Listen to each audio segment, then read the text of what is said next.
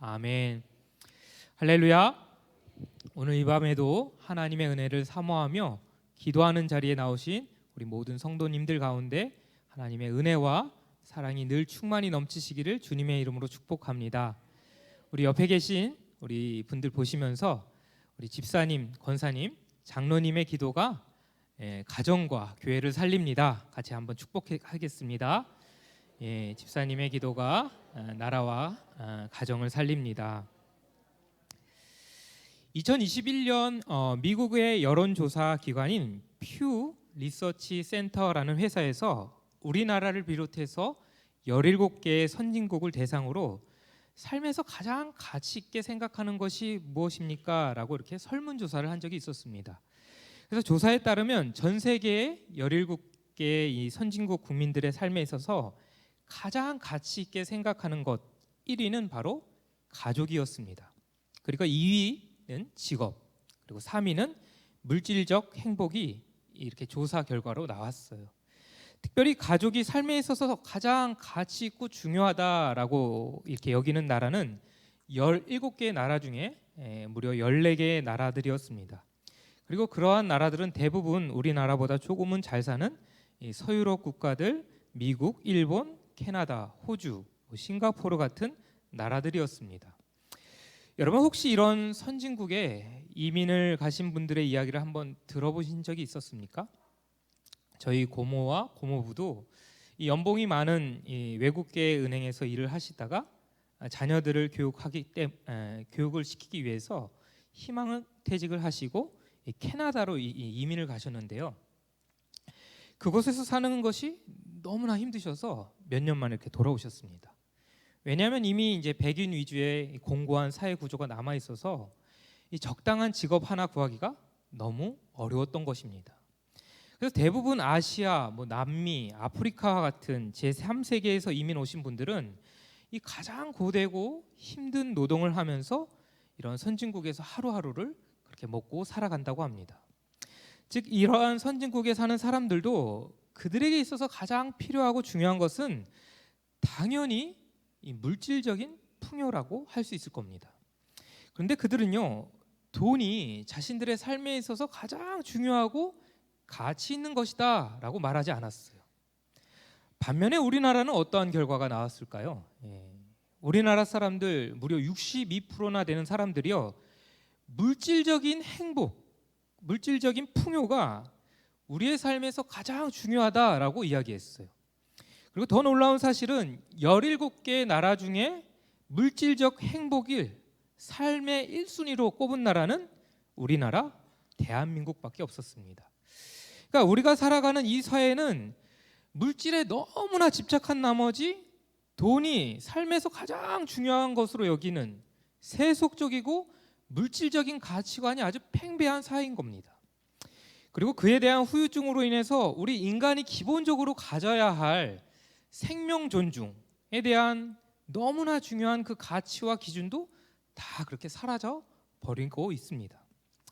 여러분 다 아시겠지만 몇 달 전 경기도 수원 한 아파트 냉장고에서 영아시신 2구가 발견되었습니다. 그래서 국민들이 다 충격에 빠졌어요. 그런데 경찰이 조사해 보니까 그것은 빙산의 조각에 불과한 겁니다. 지금 출생을 했는데 미신고한 영아가 무려 1000건이 넘는다고 합니다.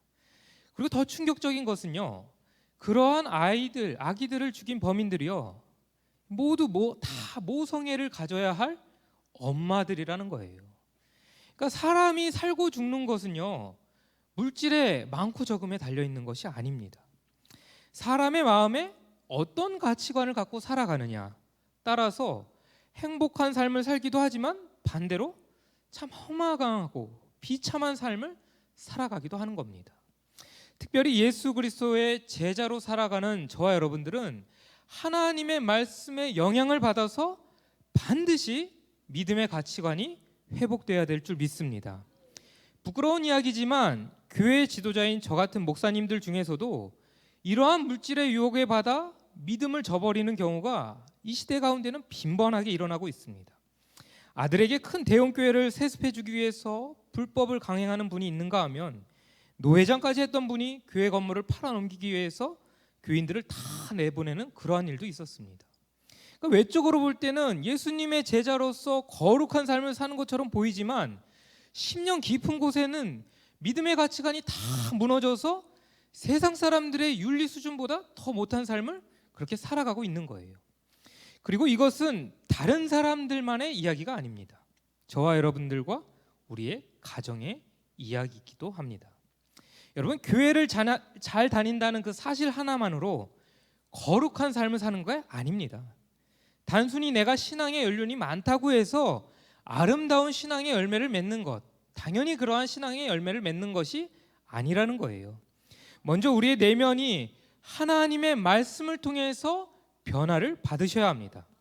그리고 그러한 말씀을 통해서 참된 그 믿음의 가치관이 먼저 우리 안에 회복되어야 하는 거예요. 만약에 그렇지 않으면 이 세상의 엄청난 물질과 세속적인 가치관에 휩쓸려서 우리가 하나님의 뜻대로 살고 싶어도 그러한 삶을 이 시대 가운데는 살아낼 수가 없습니다. 오늘 본문에 보면 이러한 믿음의 가치관이 다 무너졌기 때문에 결국 하나님의 무서운 심판을 받게 되는 엘리사의 종 게하시의 이야기가 이렇게 소개되고 있어요. 먼저 오늘 본문의 배경을 우리가 좀 살펴보면요, 아람 군대의 군대 장관이었던 나아만은 엘리사를 통해서 주시는 하나님의 말씀에 전적으로 순종을 합니다. 그래서 그는요 요단강에 7번 들어가서 몸을 씻었고 그때 그의 나병이 깨끗하게 치료함을 받게 되었어요. 이에 나아만은 곧장 집으로 돌아간 것이 아니라 엘리사에게 찾아갑니다. 그리고 엘리사에게 고백하기를 온 천하에 여호와 하나님 한 분 외에는 다른 신이 없습니다 라고 선포했어요. 그리고 자신도 이제부터는 여호와 하나님을 섬기면서 그분께 번제와 희생 제사를 드리겠다고 이렇게 신앙을 고백하고 있는 겁니다. 즉 나아만은 이방인으로서 하나님의 백성으로 이제 거듭나는 그러한 놀라운 순간이었어요. 그러면서 나아만은 너무나 감사한 그 의미로 자신이 가져온 엄청난 물질을 지금 엘리사에게 내놓습니다. 특별히 그 물질이 구체적으로 무엇이었냐면 은 10달란트와 금 6,000개 그리고 의복이 10벌이었어요. 그리고 이것을 지금 우리나라 돈으로 좀 환산해 보면 약 100억 정도 되는 엄청난 양의 물질들이었습니다. 여러분 같으면 이런 엄청난 양의 물질을 누군가 이렇게 준다고 할 때 어떻게 반응하시길 원하십니까? 이게 웬 횡재냐 하고 아무런 생각 없이 그냥 받으시겠습니까? 만약에 그렇게 우리가 물질의 유혹 앞에서 하나님의 말씀의 기준이 없이 좋은 게 좋은 것이라고 하면서 그러한 물질을 그렇게 쫓고 탐한다면 결국 우리도 죄의 올무에 걸려 넘어질 수밖에 없습니다. 그런 의미에서 오늘 본문을 통해서 주목해야 할 부분이 있다면 바로 엘리사의 반응입니다. 우리 16절 말씀 오늘 같이 읽진 않았지만 우리 16절 말씀을 다 같이 한번 읽어보도록 하겠습니다. 시작. 내가 섬기는 여호와께서 살아계심을 두고 맹세하노니 내가 그 앞에서 받지 아니하리라 하였더라. 나아만이 받으라고 강권하되 그가 거절하리라. 말씀에 보면 알 수 있듯이 엘리사는 나아만이 주는 그 엄청난 양의 물질을 단번에 거절해 버립니다. 그래서 나아만이 계속적으로 받으라고 강권하지만 엘리사는 흔들리지 않고 끝까지 거절을 하고 있어요. 그럼 여러분, 엘리사는 왜 이 나아만이 주는 그 엄청난 양의 물질을 이렇게 단번에 거절했을까요? 우선 첫 번째 이유는요, 하나님께서 하신 일인데 자신이 그것에 대한 대가를 왜 받느냐는 겁니다. 하나님이 나아만을 치유하셨고 하나님이 나아만을 구원하셨는데 자신은 그 어떠한 영광도 가로챌 수가 없다고 지금 엘리사가 이야기하는 거예요. 그리고 두 번째 이유는 이 이방인이었던 나아만에게 임한 그 구원의 은혜, 그 하나님의 은혜가 진정한 은혜가 되게 하기 위해서였습니다. 여러분, 은혜라는 건요 값없이 주는 것입니다. 대가를 지불하는 순간 은혜가 아닌 거예요. 이 사실을 정확하게 알았던 엘리사는 하나님께서 나아만에게 베풀어 주신 그 구원의 은혜를 그 은혜 그대로 머물게 하기를 간절히 원했던 거예요. 그리고 더 나아가 엘리사는 이방인들을 향한 하나님의 그 구원의 계획을 정확하게 알고 있었습니다. 그래서 그 어떤 것으로도 하나님의 구원의 그 계획, 구원의 역사를 내가 방해해서는 안 된다는 그러한 정확한 믿음을 갖고 있었던 것입니다. 여러분, 엘리사가 지금 처한 환경과 상황만 본다면 나아만의 물질은요, 엘리사에게도 너무나 유용하게 쓸 수 있는 그런 물질이었어요. 우리 열왕기하 말씀을 이렇게 묵상하며 읽어보면 알 수 있듯이요, 엘리사가 이 사역할 당시에는 이스라엘 온 땅에 이 흉년이 들어서 먹을 양식 하나 구하기가 어려웠어요. 그래서 엘리사와 그의 선지 생도들은 들판에 나가서 들풀을 뜯어다가 국을 끓일 정도로 너무나 공핍하고 핍절한 생활을 할 수밖에 없었습니다. 그러므로 나아만이 주는 이러한 엄청난 물질은요, 이 가난한 선지생도, 그 가난한 선지 학교에 학생들을 몇 년 동안이나 그렇게 먹일 수 있는 그런 양식을 구할 수 있는 물질이었습니다. 하지만 그럼에도 불구하고 엘리사는 그것이 하나님의 뜻이 아니었기 때문에 단호하게 그 물질을 거절하는 것을 우리가 볼 수 있습니다.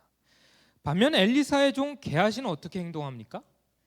여호와 하나님의 이름까지 팔아가면서 나아만이 가져온 그 물질에 집착하고 있습니다. 그리고 스승인 엘리사의 이름을 빙자해서 거짓말을 하며 나아만에게 은 2달란트와 의복 2벌을 결국에는 얻어냅니다. 하지만 그 일로 인해서 게하시는 결국 나아만의 나병이 옮겨지는 하나님의 무서운 심판을 받게 되는 것을 우리가 볼 수 있습니다. 사랑하는 성도님들, 이처럼 우리 그리스도인들은 하나님의 말씀에 영향을 받아 믿음의 가치관이 온전히 회복되어야 될 줄 믿습니다. 그럴 때 비로소 이 세상의 수많은 물질의 유혹에 흔들리지 않고 하나님이 원하시고 기뻐하시는 그 믿음의 길을 우리는 온전히 걸어갈 수가 있는 것입니다. 저와 여러분들이 하나님의 사람 엘리사처럼 말씀을 가지고 그 물질의 유혹을 분별할 수 있고, 말씀을 가지고 그 물질의 유혹을 단호히 물리칠 수 있는 믿음의 사람들 다 되시기를 주님의 이름으로 축복합니다. 그럼 어떻게 우리는 말씀으로 이 믿음의 가치관을 회복해 나아갈 수 있을까요? 오늘 본문을 통해서 주시는 교훈은 무엇일까요? 첫째는 물질이 아닌 거룩함을 추구하며 살아가야 합니다. 우리 다 같이 한번 따라해 볼까요? 시작. 물질이 아닌 거룩함을 추구하며 살아가야 합니다. 우리 20절 말씀을 다 같이 한번 읽어보도록 하겠습니다.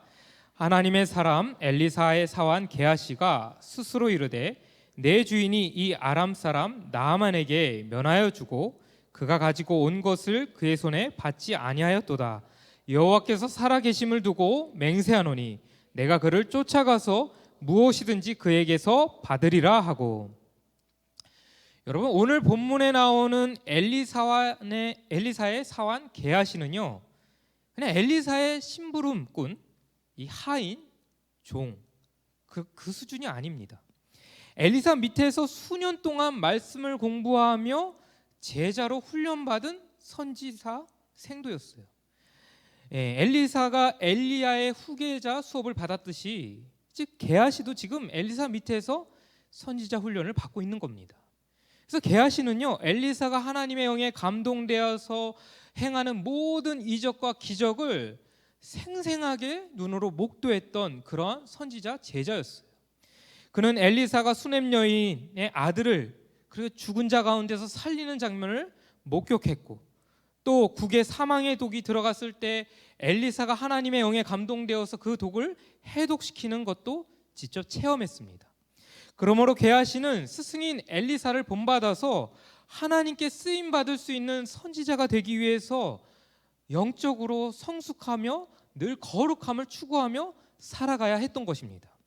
하지만 게하시는 이 스승인 엘리사를 본받기보다는 스승의 결정에 불만을 드러냅니다.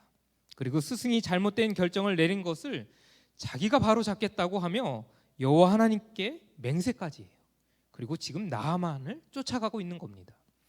특별히 여기서 쫓아가다라는 단어를 헬라어 원어 이 성경에서 찾아보면 라츠티라고 하는데, 이 단어의 의미는 쫓아가다라는 그 의미도 있지만 추구하다라는 의미도 있어요. 여러분, 게하시가 무엇을 이렇게 추구하기 위해서 나아만을 쫓아가고 있는 것입니까? 이방인이었던 나아만의 그 영혼을 구원하기 위해서 그를 쫓아가고 있는 겁니까? 전혀 그렇지 않아요. 그에게 나아만이라는 사람, 그 영혼에 대한 관심은 1조차도 없었어요. 그가 나아만을 급히 쫓아간 이유는 이 나아만이 가지고 있는 그 재물 때문에 지금 나아만을 쫓고 있는 겁니다. 그러면서 자신이 나아만을 쫓아가는 중요한 명분은 가난한 이 선지자 제자들을 섬기기 위해서 스승의 명령을 갖고 이렇게 왔다고 거짓으로 이야기하고 있는 거예요. 그러니까 게하시는요, 자신의 탐욕을 채우기 위해서 스승인 엘리사와 동역자들인 선지 생도들까지 다 팔아넘기는, 그래서 그렇게 거짓으로 팔아넘기는 이 파렴치한 행동을 하고 있는 겁니다. 여러분, 신약 성경에도 이와 비슷한 이야기가 소개되고 있는데요. 요한복음 12장에 보면 예수님께서 이 베다니에 있는 야고보 집에 유숙하실 때 그의 여동생인 마리아가 지극히 비싼 향유옥합을 깨트려서 예수님의 발에 부어드리고 자신의 머리털로 예수님의 발을 씻겨드립니다. 마리아는 오라버니를 구원해 주신, 오라버니를 살려주신 그 주님의 은혜에 대한 감사한 마음을 가지고, 사랑의 마음을 가지고 가장 귀한 것을 주님께 드린 겁니다. 그런데 그때 이러한 마리아의 행동을 못마땅하게 여기는 사람이 있었어요. 바로 그는 주님의 제자 중에 하나였던 가룟 유다였습니다. 그는 마리아의 행동을 보면서 이렇게 이야기합니다. 이 향유를 팔아 300데나리온에 팔아 가난한 사람들에게 나눠주면 더 좋지 않았겠느냐. 즉 그는 마리아가 향유옥합을 깨트려서 주님께 부어드린 그 행동을 낭비라고 이야기하면서 그렇게 정죄하고 있는 겁니다. 그런데 뒤에 말씀을 보면 알 수 있듯이 유다가 마리아의 행동을 그렇게 못마땅히 여긴 근본적인 이유는 다른 데 있었어요. 바로 그가 도둑이었기 때문입니다. 주님의 명령에 따라서 제자 중에 유일하게 물질을 관리하는 그러한 제자였지만 양심의 화인을 맞아서 자신의 주머니를 따로 차고 있었던 겁니다. 즉 그가 추구하고 따라가고 있었던 것은 예수님이 아니라 물질이었던 거예요. 그러므로 결국 가룟 유다는 자신이 추구하고 자신이 따라가고 있는 그 물질 때문에 가장 귀한 예수님을 은 30냥에 팔아넘기지 않습니까? 사랑하는 성도님들, 우리가 평소에 무엇을 추구하며 쫓아가느냐에 따라서 우리의 삶의 방향과 목적이 결정될 수밖에 없습니다. 내가 세상 사람들과 동일하게 물질을 추구하고 그것을 쫓아 살아가는데 어떻게 나에게 하나님의 거룩한 성품과 영성이 나타날 수가 있겠습니까? 엘리사의 제자인 게하시가 하나님의 그 놀라운 기적과 하나님의 놀라운 역사를 보았어도, 예수님의 제자였던 가룟 유다가 주님의 말씀을 듣고 주님이 행하신 역사를 보았어도 그들이 추구하는 것이 세상적이고 세상적인 물질이었기 때문에 결국 그들은 그 물질로 인해서 망할 수밖에 없었던 겁니다. 40년 전 어느 신혼부부가 결혼을 하셔서 새방에서 신혼살림을 시작하셨다고 합니다. 요즘은 그렇지 않지만 아마 여기 계신 노건사님들이 결혼할 당시만 해도 결혼하시면 새방살이서부터 시작하는 것이 당연한 일이었을 겁니다. 아무튼 이 부부는 새방에서 둘이 살아도 너무나 행복했어요. 왜냐하면 어디에서 사는 것보다 더 중요한 것은 누구와 함께 사느냐가 중요했기 때문입니다. 그러다가 아이가 태어났습니다. 아이는 점점 자라면서 주인집 유리창도 깨고 장독을 깨는 개구장이 노릇을 참 많이 했습니다. 그러다 보니까 집주인은 그때마다 이 부부에게 찾아와서 빨리 방을 빼라고 이야기합니다. 마음이 상한 이 부부는 그때부터 허리띠를 동여매고 절약해서 돈을 모아 집을 장만했습니다. 물론 처음부터 크고 좋은 집을 장만할 수는 없었어요. 평수가 작고 화장실이 밖에 있는 허름한 그런 주택 한 채를 장만합니다. 그래도 너무나 좋았습니다. 그러던 어느 날 한 친구가 아파트를 장만해서 집들이 한다고 해서 가보니까 이 집안에 놀랍게도 화장실이 안에 있는 겁니다. 물론 요즘은 당연하겠지만 과거에 집안에 화장실이 있는 것 굉장히 부러운 일이었다고 합니다. 그래서 이 부부는 다시 허리띠를 동여매고 열심히 절약해서 드디어 화장실이 실내에 있는 아파트 한 채를 또 구입했습니다. 처음에는 얼마나 편하고 좋았는지 모릅니다. 그런데 또 문제가 생깁니다. 먼저 아파트를 장만했던 그 친구가 이번에는 더 넓은 아파트로 장만해서 집들이를 한다고 가보니까 집은 넓어져 있고 집 안에는 화장실이 2개가 있는 겁니다. 그래서 그것을 보자 순간 집도 작고 화장실도 좁은 자신이 너무나 초라하고 불행하게 느껴졌어요. 그래서 더 열심히 노력해서 이제는 화장실 둘 있는 아파트를 사서 결국에는 그 몇십 년 만에 이사를 했습니다. 그리고 그 아파트에서 결국 몇 년 사시다가 결국 이 두 분 다 돌아가셨어요. 여러분, 그렇다면 이 부부는 평생 무엇을 하시다가 돌아가신 겁니까? 뭐 많이 듣던 예화라서 아시겠습니다. 평생 화장실만 고치다가 돌아가신 거예요. 우리가 우습게 이 예화를 듣고 있지만 어쩌면 우리의 삶의 그 목적과 방향이 이 세상 사람들이 추구하는 것과 별반 다르지 않을 때가 참으로 많다는 것을 느끼고 있을 때가 많습니다. 사랑하는 성도님들, 하나님께서 단 한 번 허락하신 우리의 인생, 이 세상의 헛된 그 물질을 쫓아가는 그런 허무한 인생이 아닌 가장 귀한 예수 그리스도, 우리의 생명과도 바꿀 수 없는 그 주님, 그분의 삶을 본받고 따르는 주님의 참된 제자가 되시기를 예수님의 이름으로 축복합니다. 늘 하나님의 신령한 은혜를 사모하며 늘 경건과 거룩을 추구하는 저와 여러분들 되시기를 주님의 이름으로 축복합니다. 두 번째, 오늘 우리에게 주시는 교훈은 거짓이 아닌 진실함을 추구하며 살아가야 합니다. 우리 다 같이 따라해 볼까요? 시작. 거짓이 아닌 진실함을 추구하며 살아가야 합니다. 엘리사의 종 게하시가 타락할 수밖에 없었던 근본적인 이유가 있다면 바로 그에게는 거짓이 이렇게 반복이 되어서 아주 습관화되어 있다는 것입니다. 우리 22절, 25절 말씀을 다 같이 한번 읽어보도록 하겠습니다. 시작.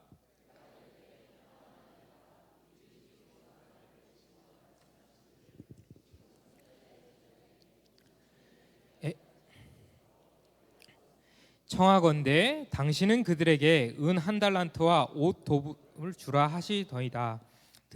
25절. 들어가 그의 주인 앞에 서니 엘리사가 이르되 게하시야 내가 어디서 오느냐 하니 대답하되 당신의 종이 아무데도 가지 아니하였나이다 하니라.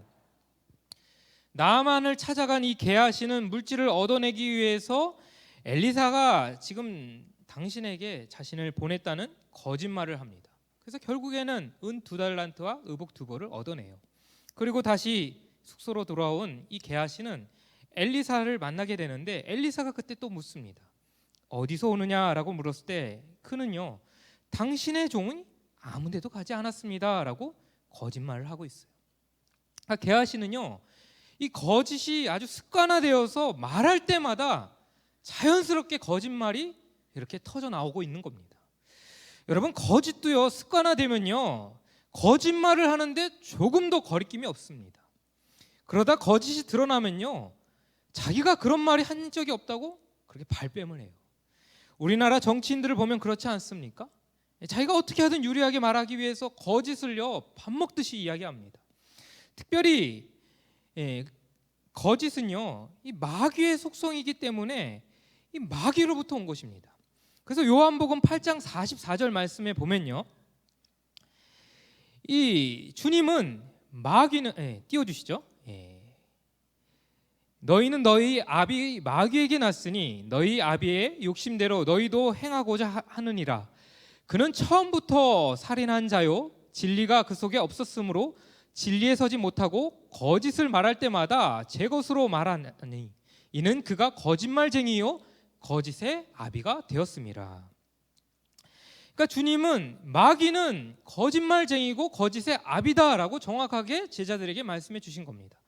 그러므로 우리 주님의 제자들은요 결코 거짓을 말하거나 행동해서는 안 됩니다. 아니, 더 나아가서 늘 진실되게 진실한 마음으로 살아가셔야 하는 거예요. 왜냐하면 우리가 거짓을 말하고 거짓을 행동할 때마다 결국 우리는 마귀에게 영향을 받을 수밖에 없기 때문이에요. 그래서 우리의 말과 행동뿐만 아니라 우리의 눈빛에서부터 진실된 사람이라는 것이 증거로 나타나야 하는 거예요. 여러분, 진실된 사람은요 투명할 수밖에 없습니다. 복잡하지 않습니다. 진리 안에서 단순하게 살아갑니다. 하지만 우리 안에 거짓이 들어오면요 자꾸 복잡해져요. 자꾸 내 자신을 포장하려고 하고 꾸며내려고 합니다. 그리고 하나님께 시선을 두기보다는 사람에게 시선을 두며 사람의 인정과 칭찬에 그렇게 매여 살아갈 수밖에 없는 거예요. 사도행전 5장 아나니아와 삽비라 부부의 이야기를 보면 이 사실을 정확하게 볼 수 있지 않습니까? 오순절 성령께서 임하셨을 때 초대교회 강력한 부흥의 역사가 일어났어요. 그래서 그때 베드로의 설교를 통해서 5천 명의 그 넘는 유대인들이 주님께 돌아오고 구원받는, 날마다 구원받는 사람이 더해지는 역사가 교회 가운데 일어납니다. 그래서 주님과 주님의 몸된 교회를 위해서 성도들이 하나님 앞에 물질로 이렇게 헌신하는데, 이 아나니아와 삽비라 부부도 자신의 재산의 일부를 팔아서 주님께 드렸어요. 그런데 그들은 정직하게 말하지 않았습니다. 거짓으로 자신의 모든 재산을 다 팔아서 주님 앞에 드린 것처럼 사도들에게 말하였어요. 왜냐하면 이 주변 사람들, 교인들에게 칭찬과 인정을 받고 싶었기 때문이에요. 자신들도 이후에 그렇게 교회의 지도자가 되고 싶었기 때문이에요. 결국 그들은 어떻게 됩니까? 성령과 하나님을 속인 죄로 그 자리에서 즉사했어요. 그러니까 거짓이라는 죄를 하나님께서 얼마나 미워하시는지 우리는 이 아나니아와 삽비라 부부의 이야기를 통해서 알 수 있는 거예요. 그리고 이 이야기를 통해서 또 알 수 있는 것은 주님의 관심은요, 성도가 많아지고 헌금 규모가 커지고 교회 규모가 커지는 데 있는 것이 아니라는 것을 알 수 있습니다.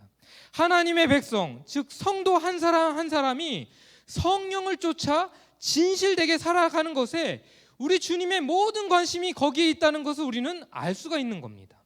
그래서 하나님 앞에 우리의 영적인 그 진실성이 회복되지 않으면요, 교회가 아무리 커져도, 우리가 아무리 우리가 원하는 것을 그렇게 얻는다고 해도 주님 보시기에는 가치가 없는 거예요. 오늘 본문에 보면 게하시는요, 분명히 회개할 기회가 있었어요. 엘리사가 어디서 오느냐라고 물었을 때 그 마음 안에 진실함이 1이라도 있었으면, 조금이라도 찔리는 마음이 있었다면 그 찔림을 통해서 자기 스승에게 자신의 죄를 자복하고 용서함을 받을 수 있는 기회가 있었습니다. 하지만 게하시는 거짓이 늘 습관화되어 있었기 때문에 결국 하나님의 심판을 피할래야 피할 수가 없었던 겁니다. 사랑하는 성도님들, 늘 하나님 앞에서 진실되게 살아가시는 저와 여러분들 되시기를 주님의 이름으로 축복합니다. 아까도 말씀드렸지만 우리가 사는 이 시대는 사람들 안에 이 세속적이고 물질적인 가치관이 가득하여서 우리 인간이 기본적으로 가져야 할 생명 존중에 대한 가치와 기준조차도 사라진 그 시대 가운데 우리는 살아가고 있습니다. 여러분, 이러한 시대 가운데 어떻게 예수님의 제자로 살아가시기를 원하십니까? 이러한 시대 가운데 우리가 어떻게 하나님의 뜻을 쫓아 살아갈 수 있을까요? 저와 여러분들이 먼저 하나님의 말씀에 영향을 받아 세상 사람들이 추구하는 그러한 물질을 추구하는 것이 아니라 하나님의 거룩과 경건한 삶을 추구하는 저와 여러분들 되시기를 주님의 이름으로 축복합니다. 그리고 거짓을 늘 멀리하고 진실된 삶을 통해서 예수 그리스도의 향기를 우리의 삶을 통해 드러낼 수 있는 저와 여러분들 되시기를 예수님의 이름으로 축복합니다.